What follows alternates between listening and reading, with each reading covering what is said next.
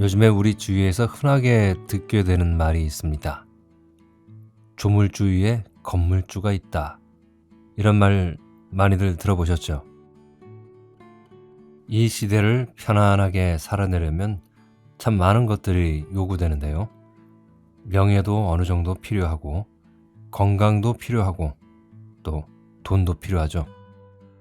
이 중에서도 현대를 살아가는 거의 대부분의 사람들은 아마 경제적인 자유를 가장 바라는 것이 아닐까 생각합니다.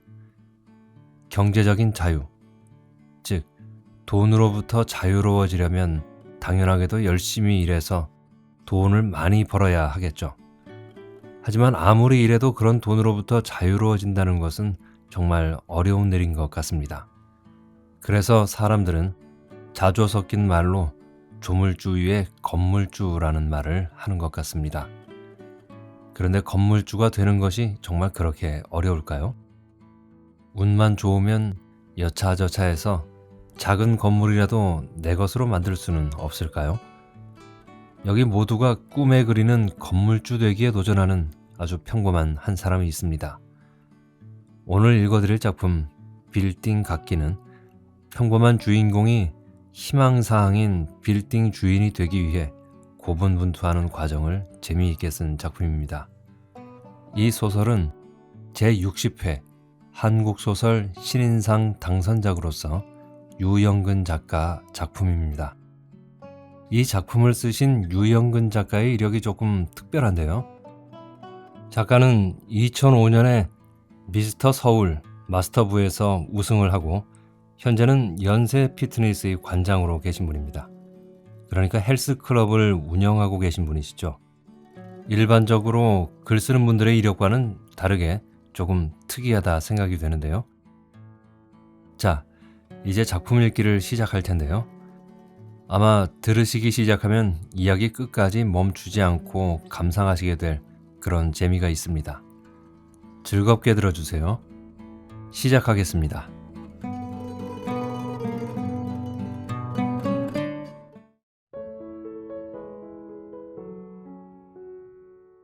빌딩 각기 유영근.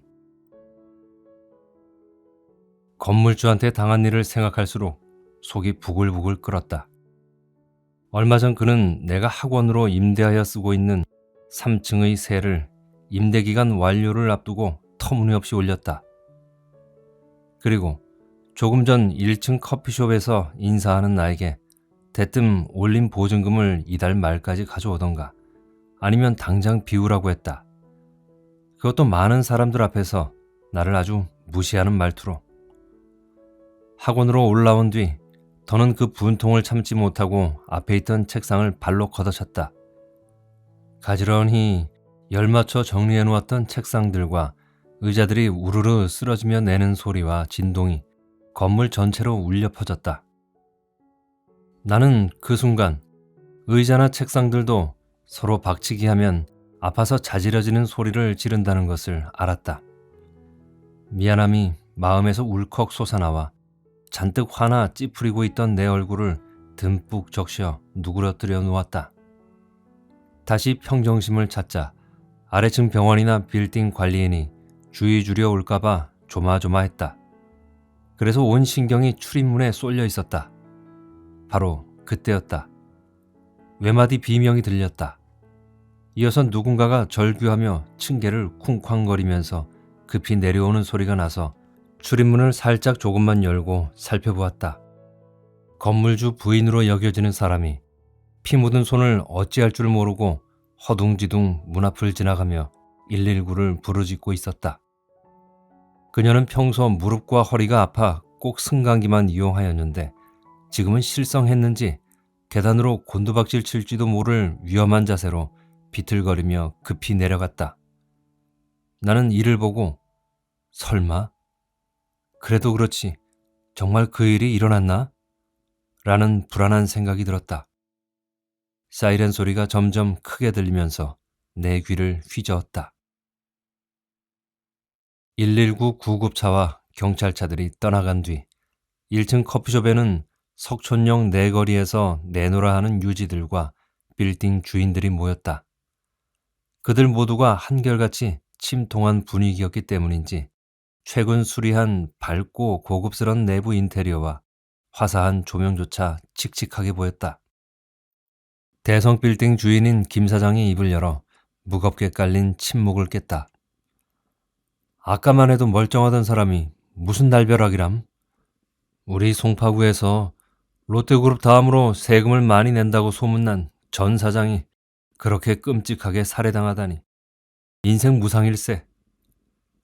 그 말이 끝나자마자 기다렸다는 듯 여기저기서 한마디씩 했다. 그 사람 말이야. 이런 빌딩만도 여러 채고 토지, 골프장, 웨딩홀, 스포츠센터, 그리고 학교, 그 외 고시텔, 심지어 다가구 주택까지 소유하고 있어. 은행에 맡겨둔 엄청난 돈까지 합하면 재산이 수천억이 넘고 다달이 걷어들이는 월세만도 몇억 원이 된다지. 그러면 뭐해? 그 죽은 전 사장에게는 안 된 얘기지만 그 사람한테 척진 사람이 어디 한둘이어야지. 내 이런 일이 일어날까봐 우려했는데 결국 터졌네. 그의 부인이 처음 현장을 목격하고 자기 남편인지 모를 정도로 처참했다며? 어떤 흉기인지는 몰라도 그렇게 난도질해서 살해하다니. 그 사람 건물의 세입자들 중에서 자살한 사람이 꽤 있다면서? 그 원한이 쌓여서 이렇게 되었나? 나는 한쪽 구석에서 그들의 이야기를 마음 졸이며 듣고 있었다. 혹시 내가 그 사건 바로 전 책상을 발로 차 건물 전체에 큰 진동을 낸 것이나 한때 살해당한 건물주와 은밀히 같이 다녔던 일이 그 살인과 연루되었다는 의혹을 받을까봐 그들의 이야기 중 세입자들의 자살이란 말을 듣자 이 빌딩에 처음 왔던 때가 불현듯 떠올랐다. 나는 늘 자금 사정이 안 좋아 이면도로에 있는 작은 건물을 임차해 소규모로 학원을 운영했다. 어느 날 배드민턴 동호회에서 알게 된 부동산 중개사가 아주 임대료가 싼 학원 자리가 있다면서 이곳 석촌역 사거리 황금 빌딩을 소개해 주었다. 그래서 생각지도 못한 번화가 대로변으로 학원을 이전하게 되었다. 그때는 내가 운이 좋아서 싼 자리를 얻었다고 좋아했다.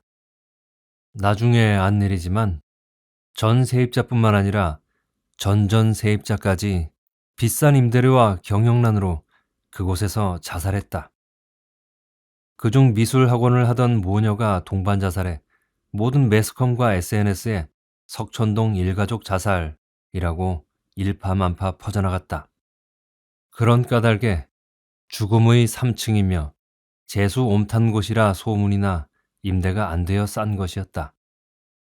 임대료가 아무리 쌀지라도 학부모들은 아름아름으로 찾아오기에 그런 안 좋은 풍문이 있다면 학원 자리로는 일고의 가치도 없었다.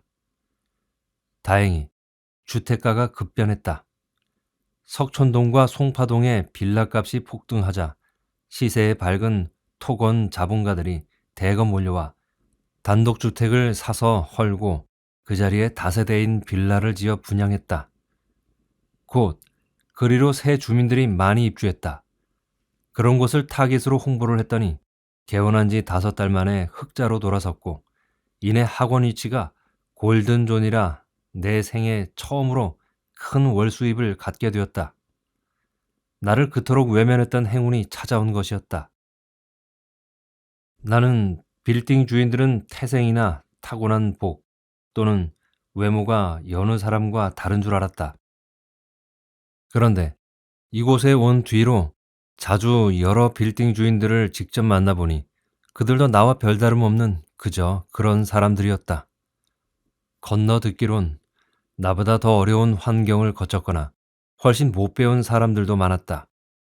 그래서 은연중 건방진 생각인진 몰라도 나도 하면 저들처럼 되겠다 하는 자신감이 생겼다. 그래서 세입자들과 서민의 로망인 빌딩 갖기에 도전장을 던지고 무모하게 보이는 대장정을 시작했다. 그 첫걸음으로 나같이 세살이 하다 남다른 비법을 가지고 기적처럼 지금 빌딩을 소유하고 있는 자들이 있는가를 샅샅이 조사해 보았더니 정말 있었다. 내가 알아본 바 몇 명의 빌딩 주인은 예전에 형편이 구차했다가 그리 많은 시간이 걸리지 않아 오늘날 모두가 부러워하는 빌딩 임대업자가 되었다. 그들 중 제일 부자는 내가 세든 황금 빌딩 주인인 전 사장이었다. 그의 학력은 시골 초등학교가 전부였고 경력이라곤 고작 버스 기사뿐이었는데 20여 년 만에 굴지의 부동산 재벌이 되었다. 그야말로 알라딘의 램프보다 더한 마술이었다. 그렇게 된 노하우를 배우기 위해 여러 번 갖은 공을 들여 그와 접촉을 시도했다.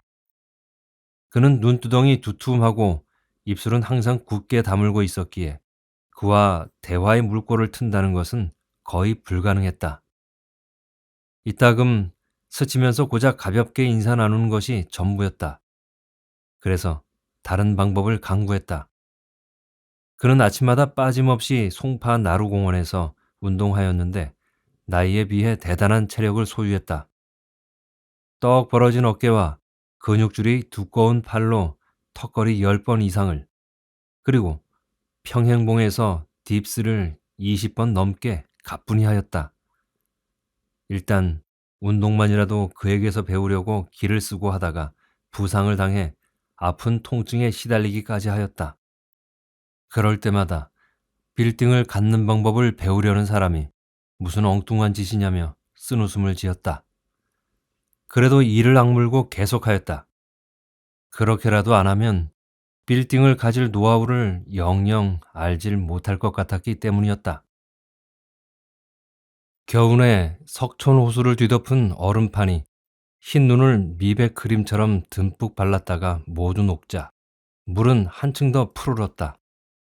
호수 주변을 둘러싼 벚꽃들은 금방 한방눈이라도 듬뿍 맞은 양 파란 하늘에 대비해 더 순백으로 눈부신 화창한 봄날이었다. 그러나 전 사정과는 여전히 말 한마디는 고사하고 눈길 하나 왕래 없는 냉랭한 겨울이었다. 어찌되었던 내 운동 실력은 많이 늘었다. 턱걸이가 끝난 뒤 가쁜 숨을 몰아쉬는데 뒤에서 엘리트 학원 이 원장 아니야? 라며 나에게 인사 건네는 소리가 들렸다. 돌아보니 나이 지긋한 대성 빌딩 김 사장이었다. 내 공손한 답례를 받고 환히 웃던 그가 누굴 보더니 황급히 그리로 달려갔다. 무슨 일인가 해 그에게서 시선을 놓지 않았다. 그가 만난 사람에게 깍듯이 인사한 뒤 나를 불러 소개하였다. 이분은 유명한 운명 철학자시지. 이분 덕에 지금의 대성 빌딩을 소유하게 되었다네. 내가 젊었을 때 가난해서 전셋방 하나 없이 궁상 떨며 살았지. 앞날이 캄캄했고 희망이라곤 눈 씻고 찾아봐도 없었지. 그때 하도 답답해서 용하다고 소문난 이분에게 내 점괘를 봐달라고 했지. 그런데 놀랍게도 내가 빌딩을 가질 사주팔자라고 하시더군. 그런데 그 당시 아무리 생각해봐도 그것은 실현 불가능한 일이었지. 나는 생각지도 않게 그토록 바라던 빌딩 소유의 비법을 알게 될 순간이 왔다고 온 신경을 곤두세우고 들었다. 그래도 그 말만 믿고 악착같이 돈벌이 되는 것은 무엇이든 달려들어 긁어 모았네. 또한 그 돈은 누가 죽는다고 해도 절대로 내놓지 않았지. 아끼고 아끼며 더 모았지. 그래봤자 빌딩 살 돈에 턱도 없었지만 그래도 복덕방에 틈날 때마다 들락날락거렸네. 마치 빌딩 매물이 나오면 금방이라도 살 듯. 순전히 점괘만 믿고 허세를 떨었던 거지. 그런 중에 IMF가 빵 터졌어. 나라 경제가 절박하게 타격을 입으면 빌딩 주인은 부자가 아니고 금융권이나 사채업자에게 시달리는 빚쟁이더구먼. 폭등하는 담보 채무이자와 곧 빌딩값이 반토막 나면 받지 못한다고 보증금 빼달라는 세입자들이 등살에 매물 빌딩들이 거저다시피 지천으로 나왔지.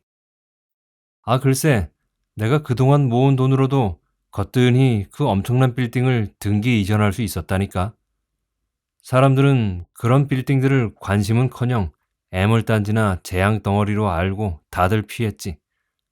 나는 이 운명 철학자분의 말씀을 굳게 믿었고 또한 단 하루만이라도 빌딩주가 되면 원이 없었기에 지금의 대성 빌딩을 천정부지로 치솟는 담보이자를 안고 샀어. 정말 과감한 결단이셨네요. 뭐, 그 정도는 아니지만 어찌되었든 그 후 피말리는 하루하루를 보내야만 했네. 돈 되는 것은 무엇이든지 팔아서 은행이자 일부라도 갚아 빌딩이 경매에 넘어가는 것을 막아야 했지. 또한 당장 이사 간다는 세입자들을 피하려고 며칠, 몇 날 집에 들어가지도 못했다네. 그리 겨우겨우 지내다 보니 당장 망할 것 같던 나라가 어느새 안정을 되찾고 내가 명실상부한 빌딩주가 되어 있더라고. 그렇게 큰일이란 경제 위기가 나에겐 바로 다름 아닌 새로 깔아준 판으로서 불을 거머쥘 일생일대의 기회였던 거지. 나는 넋을 잃고 그의 무용담 같은 이야기를 듣고 난 후 추임새로 한마디 했다. 정말 부럽습니다. 저도 그렇게 된다면 얼마나 좋을까요? 부럽긴. 나야 그냥 살려고 아등바등 하던 평범한 사람이야. 그런데 그런 기회란 앞으로도 얼마든지 있을 수 있지. 가령 지금 벌어지고 있는 미중 무역 전쟁 또는 이란과 미국의 팽팽한 긴장이 전쟁으로 이어질 시 호르무즈 해협의 봉쇄로 인한 유가 폭등으로 세계 경제의 큰 어려움 등등 큰 위기 이후에는 항상 신분 상승의 기회가 오는 법이지. 그러니 경제가 나락으로 떨어진 극한 상황이 닥쳐오더라도 비록 내가 말단 서민일망정 견디어내고 애써 모은 투자 자금만 있다면 그 위기가 천재 일우의 기회가 될 수도 있다는 거지. 이 원장, 당신은 요즘 젊은이들과 다른 사람 같아. 젊다니요? 저는 40대 중반입니다. 요즘엔 그 나이가 젊은 나이지. 도통 요새 젊은이들은 금수저니 흙수저니 출신만 따지고 신세 타령이나 하며 미래를 위해서 오늘을 조금이라도 희생하고 비축하려 않지. 그 뭐라더라? 그 유명한 스티브 잡스가 인용한 말인 까르페 디엠라는 것이 오늘을 잡으라, 즉 오늘을 즐기라는 뜻이라지. 그것에 너무나 충실한 나머지 카드나 신용대출 등으로 미래를 끌어다 몽땅 오늘에 쓰는 것 같아. 그런데 그 미래란 다가올 오늘이 아닌가? 그렇게 하면 그날의 오늘에는 어떻게 할 건데? 그의 유식하고 사려 깊음에 역시 빌딩 주인들은 뭔가 남과 다르구나 라는 존경심이 우러나왔다. 그는 그런 나를 추종하는 제자로 삼은 눈빛으로 보더니 이야기를 이어나갔다. 작은 모래알갱이와 미세한 시멘트 가루가 모여 쌓이고 쌓여 큰 빌딩이 되었듯이 푼돈이라 여기는 하찮은 것들을 모으고 모아서 빌딩을 사야 한다는 것을 사람들은 잊고 있지. 높은 산도 발 디디고 있는 바닥에서부터 올라가야 하듯 빌딩을 소유하려면 실천 가능한 소소한 일, 즉 아끼고 절약하며 뭐라도 해서 열심히 버는 것부터 시작해야 하네. 그렇게 해서 미천인 종잣돈을 모으시게나 작은 겨자씨가 큰 나무가 되었듯 종잣돈은 그와 같은 것이라네. 그 종잣돈은 여하한 일이 있어도 지켜야 하네. 그렇게 했을 때 기회가 오면 그걸 잡고 그 후에 더 큰 기회가 오면 또 쥐고 그렇게 하다 보면 목적이 이루어지지. 그것을 사람들은 큰 복을 받았다거나 또는 불가능을 실현했다며 기적이라고 부르는 거야. 대부분의 사람들이 그렇게 한번 해볼 엄두도 내지 못하지. 그러나 자네는 꿈이 있어 보이고 성실하기에 그게 가능할 걸세. 제가 어찌 감히. 아닐세. 자네는 충분히 할 수 있어. 나중에 꿈을 이루거든 나한테 술 한잔 사는 것 잊지 말게. 그의 이야기를 다 듣고 난 후 그가 실제 빈손으로 시작해서 결국 빌딩을 산 신화를 이룬 사람이었기에 황당함보다는 나도 실현할 수 있다는 확신을 얻었다. 그날 이후 단돈 1,000원이라도 생기면 저축했다. 절전, 절수는 물론이고 프린트 인쇄도 줄였다. 학원 차량 운행도 효율적으로 운행하여 연료비를 절감했다. 체면 불구하고 부조금도 절반으로 줄였다. 휴대폰도 알뜰폰으로 바꿨다. 새 옷 사는 것은 생각해 본 적도 없고 바캉스나 외식 따위는 내 삶에서 완전히 지워버렸다. 토요일과 일요일은 원래 수업이 없는 날이었지만 보강 파트를 만들어 원장 직강으로 뛰었다. 그 외에 돈 되는 것은 무엇이든지 하고 돈 나가는 일은 전부 모르쇠를 댔다. 그렇게 변한 나를 안타깝게 생각한 절친이 나에게 진심 어린 충고를 해주었다. 돈을 잃으면 조금 잃는 것이요. 명예를 잃으면 절반이요. 건강을 잃으면 모든 것을 잃는다고 하지 않던가? 맞는 말이었다. 일단 아프면 약값에 병원비가 들 뿐만 아니라 일 못해 큰 손해였다.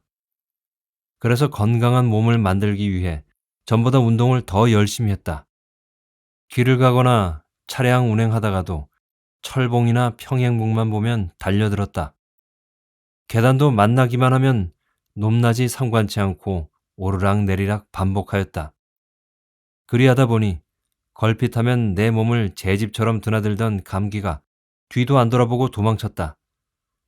늘 걱정하던 혈당과 고혈압의 위험은 말할 것도 없고 원인 모를 잦은 잔병치레나 만성 피로도 감쪽같이 사라졌으며 닥치는 일마다 의욕적으로 하게 되었다. 매달 8, 900만 원씩 모았고 그 돈을 한 푼도 안 쓰고 그대로 통장에 넣었더니 1년 만에 순여윳돈 1억 원을 손에 넣었다. 아, 알토란 같은 나의 종잣돈. 이걸 갖고 있다는 기쁨이 이토록 좋을 수가. 누구도 모르게 꼬깃꼬깃 싸서 극비로 감추어 두고 마땅하게 재투자할 곳을 백방으로 수소문하였다. 그렇게 멀리 까마득하게 보이던 송파대로의 빌딩들이 이제는 가까이 보였다. 인생이란 계획대로 되는 것이 아니라 뜻밖의 일로 뒤엉켜 꼬이는 것이었다. 2달 전쯤 여동생이 자살 미수로 병원에 입원했다는 연락을 받았다. 빌딩에 미친 나는 아예 신경도 쓰지 않았다. 어머니로부터 자신이 죽으면 너희 두 남매가 서로 의지하고 살아야 하는데 어쩌면 그렇게 야박하냐고 원망을 들어도 모른 척했다. 그랬던 여동생이 학원이 끝날 무렵 불쑥 찾아왔다. 얼굴은 헬쑥했고 눈은 캥 들어갔으며 뼈만 남은 몸에 등은 구부정하고 금방이라도 쓰러질 듯 위태해 보였다. 어려서부터 추위라면 경기를 일으킬 정도로 잘 타는 동생은 포근한 봄밤인데도 움츠린 채 덜덜 떨고 있었다. 그걸 보고서야 동생이 심각하다는 것을 느꼈다. 연민과 동정심이 가슴속에서 폭풍처럼 일어났다. 그러나 바로 마음을 굳게 다잡았다. 몸도 성취하는데 쉬고 있지. 무슨 급한 일이 있다고 밤늦게 왔니? 지난번 저승에서 오빠한테 인사 안 하고 왔다고 쫓겨났거든. 그래서 인사하러 왔어. 무슨 그런 심한 농담을 하니? 그런데 왜 그랬니? 내 물음에 그녀는 눈물만 흘렸다. 재차 묻자 그녀는 목매인 소리로 대답했다. 오빠, 결혼할 시댁에서 신접살이 집 전세금 3억 중에서 3분의 1인 1억 원을 가져오라고 하잖아. 그렇게 하는 것이 요즘 추세라며. 그런데 어디에서 그 많은 돈을 가져와? 그냥 죽는 게 낫지. 나는 뜨끔했다. 내가 1억 원을 갖고 있다는 것을 누이가 저승 갔을 때 염라대왕이 알려줬나? 그때 김 사장이 가르쳐준 말이 떠올랐다. 종잣돈은 몰래 품고 있어도 사람들이 귀신처럼 알아가지고 어떤 방법으로든 가져가려고 하니 눈 감고 귀 막고 마음의 문을 꽁꽁 닫아 지키라고. 그래서 나는 더 청승 떠는 방어 전술로 그 돈을 지키기로 했다. 야, 나도 죽지 못해 살고 있다. 너보다 내가 먼저 세상을 떠났어야 했는데. 그랬으면 이 꼴 저 꼴 보지 않았을 것 아냐? 동생이 씁쓸하게 웃더니 간다며 힘없이 등을 돌렸다. 이를 보고 내 가슴은 아팠다. 돈에 눈 멀어 매정하게 된 내 자신이 저주스럽기까지 했다. 동생이 두어 발짝 가다가 뒤돌아보며 진지한 표정으로 물었다. 오빠, 잠실대교 밑의 물은 아주 찰까? 아, 그 말이 범람한 한강물이 뚝을 무너뜨리듯 내 마음을 굳게 막은 차가운 바위 벽을 와르르 헐어버렸다. 다음날 아침 나는 의욕을 상실하고 만사 귀찮아져 꼼짝하기 싫었다. 종잣돈이 사라지면서 열정과 꿈도 함께 가지고 갔다. 그러나 무의식적인 습관이 나를 여느 때와 다름없이 송파 나루공원으로 끌고 왔다. 익숙했던 운동기구들이 왜 이리 낯설고 무뚝뚝하게 보이며 또 몸은 왜 천근만근인지 건성으로 깔짝깔짝 운동하다가 그 운명 철학가라는 노인네가 옆으로 지나가는 것을 보았다. 종잣돈 하나 지키지 못했던 한심한 나는 지푸라기라도 잡는 심정으로 그에게 가 용기를 내어 내 운명을 물어보았다. 어르신, 제 팔자에 빌딩 있나 좀 봐주시면 안 될까요? 그는 갑작스러운 질문에 멀뚱멀뚱 서서 나를 빠끔히 보더니 얼빠진 놈, 이미 갖고 있으면서 뭘 물어봐? 라고 말하는 것이 아닌가. 나는 어처구니 없었다. 노망난 노인네에게 물어본 내가 정말 미친놈이라고 실소를 터뜨리고 말았다. 왜 웃고 있나?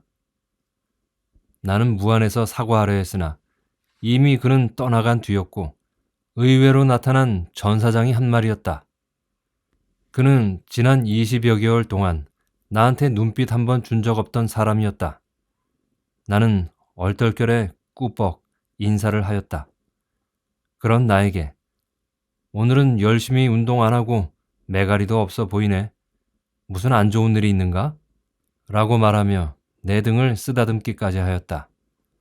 전혀 일어날 것 같지 않았던 상황이었기에 나는 그저 정신없이 네. 그러다가 바로 아닙니다. 로 대답했다. 내가 자네라 해도 괜찮겠지? 아들 같아서 말이야. 그리 보아주시니 고맙습니다. 자네가 내 건물에 온 지도 거의 2해가 돼가는데 얘기 한번 제대로 한 적이 없었구먼. 오늘 토요일이니까 수업이 일찍 끝나지? 저녁 식사나 함께 하면 어떨까? 전 사장이 예약해놨다는 고급 일식 횟집인 호림으로 가면서 머릿속이 복잡하였다. 혹 계약 기간이 끝나가기에 세를 올리려고 그러나 염려가 되었다. 허나 식사를 사주는 배려까지 하면서 세를 올린다고 말할 사람은 아니었다. 약속 시간보다 이른 시간에 도착했다. 그 식당 앞에서 먼저 들어가 기다릴까 말까 망설이고 있는데 갑자기 출입문이 열리면서 골이 잔뜩 난 사람이 튀어나와 내 어깨와 부닥치면서 나갔다. 누군지 보니 요즘 황금빌딩에 자주 들락거리던 시의원이었다. 그는 항상 만나는 사람마다 유권자라고 친절하게 인사하였는데 지금은 사과조차 안 하고 그대로 휑하게 가버렸다. 기분이 좀 상하였지만 참고 식당 예약실로 들어가니 전 사장은 이미 와서 앉아 있었다. 말로만 들었던 다금바리 회와 비싸 보이는 술병들이 나를 식욕보다는 외려 주눅들게 만들었다. 몇 차례 술잔을 주고받은 뒤 술 기운이 얼큰이 올라온 그는 평소 입이 무거운 그답지 않게 자랑삼아 떠들기 시작했다. 사람들이 나보고 돈밖에 모르는 쩐 사장이라며 뒤에서 흉보지. 그런데 그게 왜 나빠? 자네, 정의란 무엇인가로 세계적 석학이 된 샌델이란 하버드 대학 교수를 아는가? 그는 자기 책을 발간하던 출판사를 계약 기간이 끝나자마자 돈을 더 준다는 이유로 다른 출판사로 바꿔버렸네. 전 출판사는 그가 무명 시절부터 많은 손해를 보면서까지 그의 책을 광고해서 유명하게 만들어 놓았는데도 말이야. 기자들이 그에게 돈 더 준다고 의리 없이 출판사를 바꾸는 것이 정의냐고 물었거든. 그랬더니 그가 한마디 했지. Money talks. 돈이 말해준다. 이거지. 곧 돈이 정의란 말 아냐? 그는 자기 이야기에 동의라도 받으려는 듯 내 얼굴을 빤히 보았다. 초등학교 학력이 전부라는 게 믿겨지지 않는 그의 해박한 시사성 상식에 놀랐다. 자네가 1년 전쯤 대성빌딩 김 사장하고 운동은 안 하고 얘기만 한 적 있지. 내가 지나가다 들었는데 뭐 종잣돈이 어쩌고 저쩌고 기회는 기다리라고? 세상이 초고속으로 변하는데 어느 천년에 기다려? 기회란 기다리는 것이 아니라 만드는 거야. 그게 김 사장과 내 차이지. 그 차이로 그 사람 재산의 수십 배 이상을 내가 쥐었다고 생각하네. 나는 그의 말에 경탄했다. 그래서 그의 빈 술잔을 채워주면서 한탄조로 물었다. 저는 영민하지 못해 기회란 것이 오는지 가는지조차 모르는데 어떻게 그걸 만들기까지 하겠습니까? 그는 그렇게 나올 줄 알았다는 듯 고개를 끄덕이더니 주먹을 불끈 쥔 후 극비라며 소리를 낮추어 말했다. 최악의 위기가 왔을 때 그것을 최고의 기회로 만드는 거야. 나도 한때는 버스 기사하면서 재산을 조금 모아 변두리 연립주택을 마련했네. 그런데 조카가 와서 빚 보증을 서달라는 거야. 살려고 애쓰는 것이 안타까워 도장 찍어 주었지. 그런 결코 해서는 안 될 일로 길거리로 쫓겨났다네. 그때 내 처의 오촌 당숙이 제일 교포 재벌인데 이런 나를 보고 심성이 착하다며 국내에 있는 자기 재산 관리를 나한테 맡기지 않았겠나. 그래서 청렴하고 성실하게 일을 처리했더니 나중에는 모든 것을 나한테 일임하고 심지어 인감까지 나한테 맡긴 뒤 워낙 일본에 재산이 많기도 해서 이곳 국내의 재산은 신경도 안 쓰더라고. 그런 그쪽의 방심을 이용해 결정적일 때 그 모든 재산을 서류 장난쳐서 내 앞으로 해놨지. 착하며 성실하다고 인정받는 것이 때론 가장 교활한 수단과 방법이 될 수 있다네. 진정 착하고 성실하면 변두리의 작고 남루한 연립 하나도 지키지 못해. 자기 영혼을 팔고 양심을 뭉개버린 후에야 비로소 부자가 될 수 있다는 것을 그때 직접 터득했지. 자네도 부자가 되고 싶으면 명심하라고. 알아듣겠어? 아, 네, 네. 나는 점점 더 그의 이야기에 빨려 들어갔다. 10여 년이 지난 후 마침내 일본에서 그 사실을 알고 믿는 도끼에 발등 찍혔다며 난리 났네. 다시 자기네 재산을 찾겠다고 형사고소에 이어 민사재판을 걸어왔지. 그럼 큰일 나셨네요. 그들은 재력도 권력도 빵빵한 교포들이 아닙니까? 큰일은 무슨 큰일. 다 빠져나갈 길이 있기 마련이야. 유명한 민법의 격언. 권리 위에 잠자는 자는 보호하지 않는다가 있어. 그게 무슨 말씀이신지. 그걸 구체적으로 말하면 등기가 된 것을 평온하고 공연하게 10년간 점유했다면 그걸로 합법적인 재산이 된다는 법조항이지. 이를 근거로 법원에서 내 손을 들어주더라고. 즉, 등기 명의가 바뀐 뒤 이에 대해 이의 제기할 유효기간 10년이 넘어 소멸되었다는 것이지. 다 자기들 재산의 등기 확인 한번 안 해본 저들 불찰 탓이지. 정말 대단하시네요.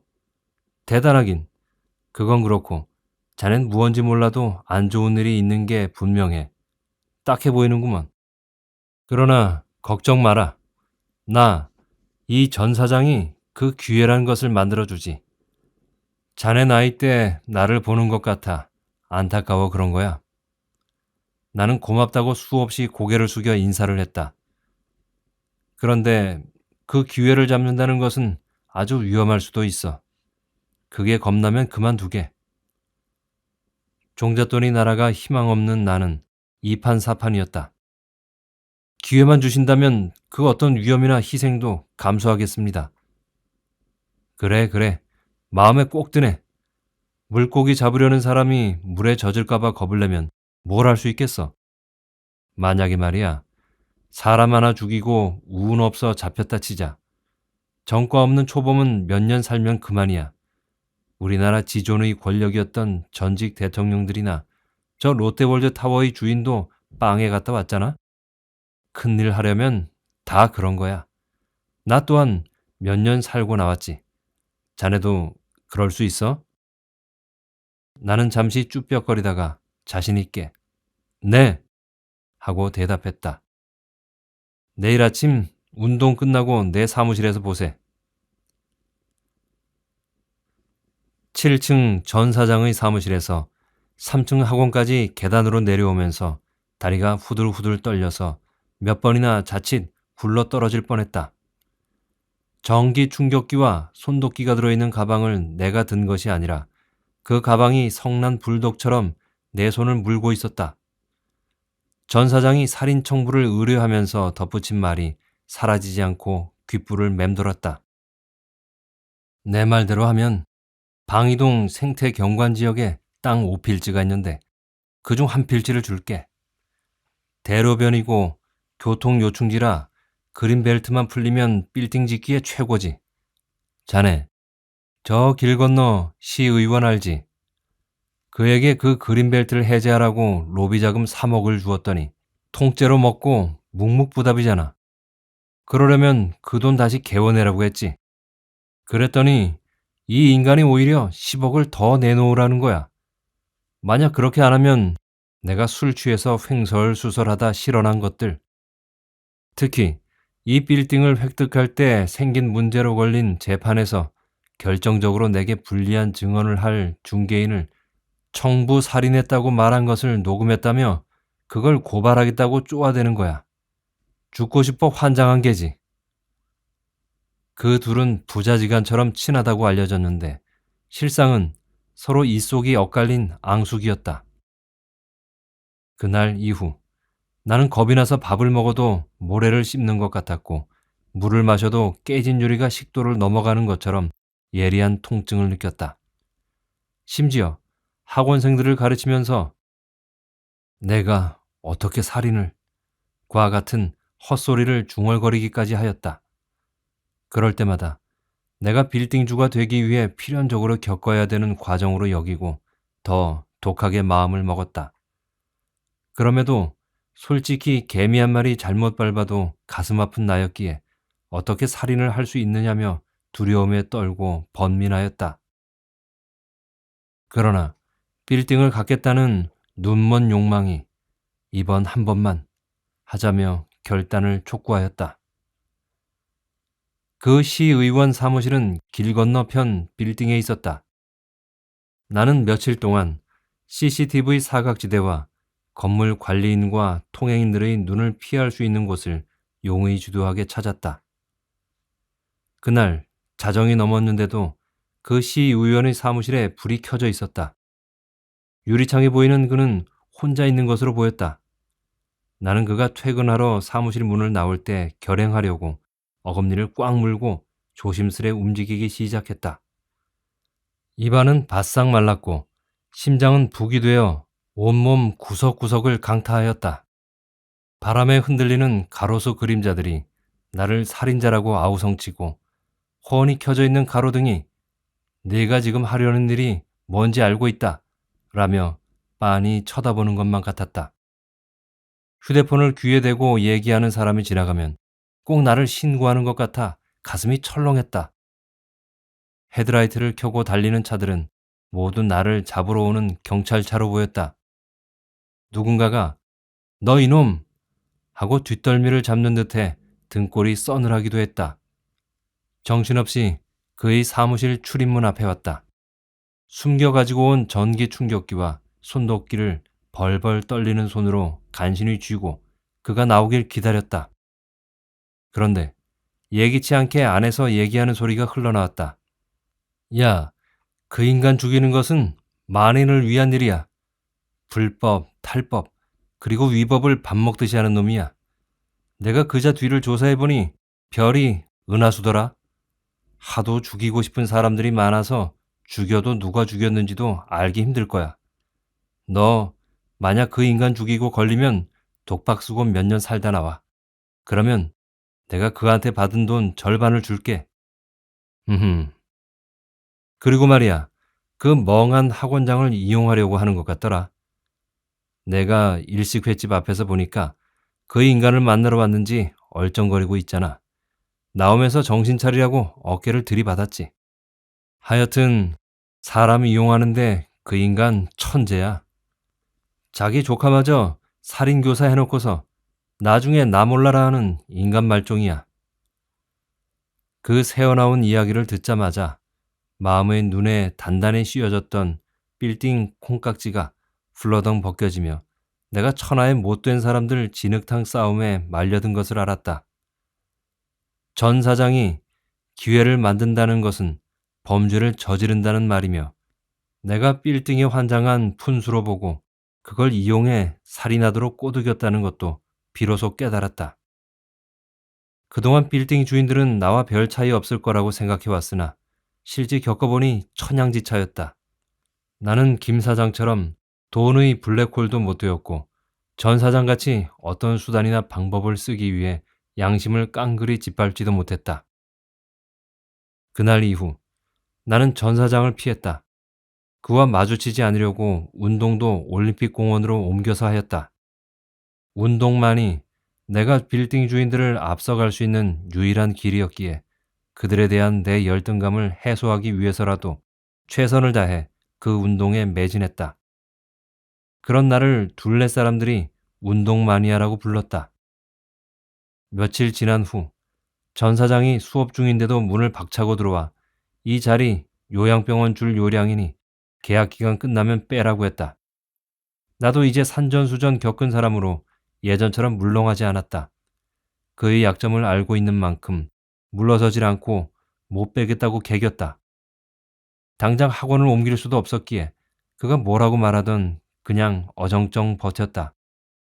그렇게 지내다 그가 피살당한 것이었다. 참고인으로 송파경찰서 형사과로 오라는 연락을 받았다. 정당한 사유 없이 소환에 응하지 않으면 강제 구인하겠다는 살벌한 경고도 있었다. 왠지 캥겼지만 불응하면 더 의심받을까봐 마지못해 출두했다. 말이 참고인이지 피의자였다. 지난 달포간 전 사장과 얽힌 일로 혐의자가 되어 있었다. 만난 연유와 서로 주고받았던 이야기 등을 날카롭게 캐물었다. 나는 그냥 집세 인상 때문이라고 했지만 그들은 누굴 속이려고 하냐며 자수하라고 은근히 강압과 회유를 하였다. 이렇게 나가다간 내가 꼼짝없이 누명을 쓰게 될 판이었다. 그럼에도 그 시의원 사무실 문 앞에서 들었던 이야기를 할 수 없었다. 만약 말한다면 비록 혐의는 벗겨지겠지만 당시 상황이 나한테 살인미수죄가 적용될 수도 있다는 불안감 때문이었다. 그들의 연속되는 집중신문에 두 손 들고 살인미수죄를 택하기로 결심했다. 그리고 막 자백하려 할 때 형사들이 모두 급히 일어나 함께 달려나갔다. 형사반장이 야, 그 용의자 인천 신공항에서 출국 대기 중이란다 라고 외쳤다. 어안이 벙벙한 나에게 한 여경이 와서 좀 무리했던 취조에 양해를 구한다며 이제 돌아가도 좋다고 했다. 나는 그 사건에서 벗어나 안도감을 느꼈으나 한편으로는 뭔가 깨름칙했다. 그런 감정을 털어내려고 경찰서에서 학원까지 좀 먼 거리였음에도 걸어갔다. 장마철이라 먹장구름이 하늘을 가렸고 한낮이었어도 저녁처럼 어두웠으며 안개비인지 이슬비인지 내렸다. 지나는 길 옆 공원에서 운동기구와 계단이 눈에 띄었다. 눈물이 날 정도로 반가웠다. 달려가 그것들이 젖어 미끄러웠음에도 온몸의 기운이 다 빠질 때까지 늘 하던 운동을 교대로 반복하였다. 그러고 나니 묘하게 나를 휩쓸고 간 그 불운에서 보상과 위로를 받은 기분이었다. 그 빗속을 걸어 학원에 왔을 때 온몸이 흠뻑 젖어 있었다. 너무 허탈했다. 나라는 인간은 모질지 못해 종잣돈 하나 지키지 못했고 남 해코지해 나 잘되지도 못하는 얼뜨기였다. 언강생심, 빌딩이 가당키나 하였을까. 축축하고 불편해서 젖은 옷을 갈아입으려 모두 벗었을 때 화들짝 놀라게 천둥벼락이 쳤다. 한밤같이 어두웠던 유리창 밖이 순간 번개불로 환해지더니 낮게 깔린 샌비 구름을 뚫은 롯데 월드타워와 송파대로를 따라 쭉 늘어진 빌딩들이 눈에 확 들어왔다. 그걸 보자 절로 넋두리가 나왔다. 아, 영원한 나의 짝사랑. 결코 이룰 수 없는 나의 소망인 빌딩이여. 다시 밖이 어두워진 후 그 유리창에 비친 내 모습을 보고 깜짝 놀라 탄성을 질렀다. 이야, 내 몸이 저렇게 좋아졌나? 그동안 빌딩에 눈멀어 내 자신을 한 번도 제대로 돌아본 적이 없어 그렇게 내 몸이 변한 것을 모르고 있었다. 그것은 운동으로 빚어진 육체미 선수 못지않은 훌륭한 몸이었다. 돌연 그런 몸을 근육으로 한 올 한 올 쌓아 올린 보디빌딩이라 부르고 그 단어에 빌딩이란 말이 들어가니 혹 그 운명 철학자가 말한 빌딩이 저게 아닐까? 라는 생각이 들었다. 그래서 다시 한번 자세히 살펴보니 내 보디빌딩이 주변 거대한 빌딩들을 실루엣으로 깐 유리창에 당당히 서 있었다. 나는 기뻐서 외쳤다. 맞다. 정말 용한 점쟁이네. 꿈과 점은 해석 나름이라지. 그러고 보니 나는 이미 빌딩을 갖고 있었구나. 누구 격언을 달리 말하면 천문학적인 건축비와 한반도 최고라는 명성을 가졌기에 여타 빌딩들이 우러러보는 롯데월드타워보다 건강으로 올라간 내 보디빌딩이 더 으뜸이라는 얘기가 아닌가. 이를 입증이라도 하려는 듯 복부의 뚜렷한 근육이 빌딩 중의 왕은 나라고 찬연히 빛나고 있었다.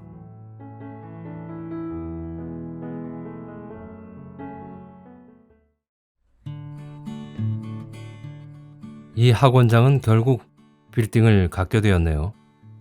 중간에 혹시나 빌딩을 갖겠다는 욕심이 앞서서 인생의 큰 실수를 하진 않을까 하고 마음을 졸이면서 지켜봤는데 옳지 않은 일엔 손도 대지 말라는 계시였는지 마지막 단계에서 마음을 돌이킬 기회가 주어졌습니다. 다행히 학원장은 그 계시를 깨달았죠. 작가는 큰 재산가가 되기 위해 불법과 탈법을 서슴지 않았던 전 사장의 모습과 그 욕망을 쫓기 위해 양심이라는 최후의 보루마저 버리는 사람들의 허망한 뒤끝을 보여주는 것으로 옳지 않은 욕망의 대가는 큰 착각에 불과하다고 말해주는 것 같았습니다.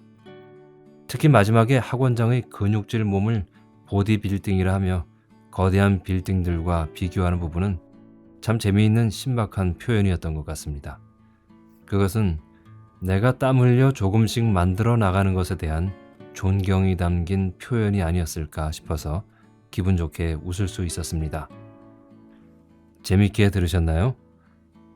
지금까지 유영근 작가의 빌딩 갖기를 읽어드렸습니다. 끝까지 함께 들어주셔서 감사합니다. 저는 다음 이 시간에 또 재미있는 작품으로 찾아뵙겠습니다.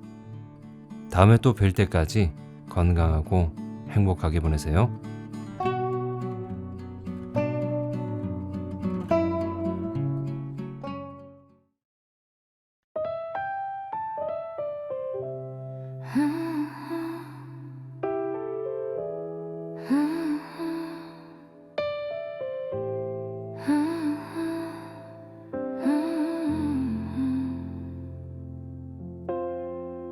살다 보니 별거 없더라. 막상 겪어보니 그냥 그런 거. 복잡하게 생각했던 것들 시간 지나니 다 흘러가더라.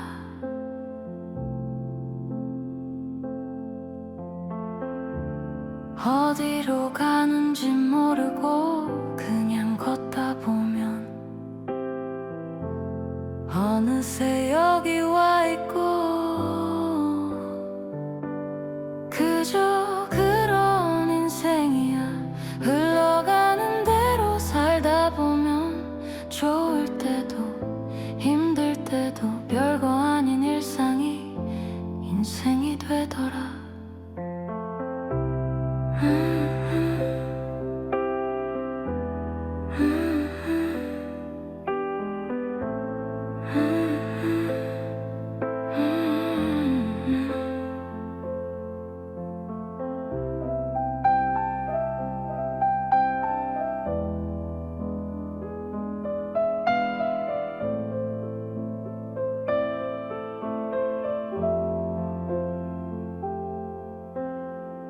꿈도 많았고 이루고 싶은 것도 많았는데 지금 보니 그냥 하루하루 사람들 만나고 헤어지고 그렇게 흘러가더라.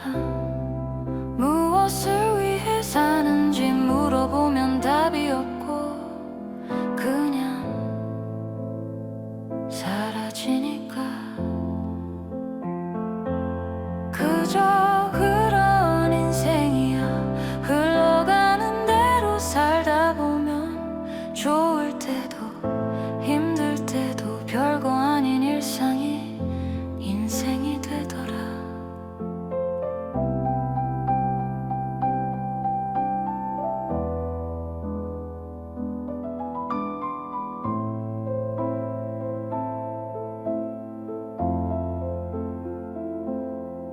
되돌아보면 후회도 있지만 어쩌겠어. 지나간 건데 다시 살라 해도 똑같이 살 것 같아.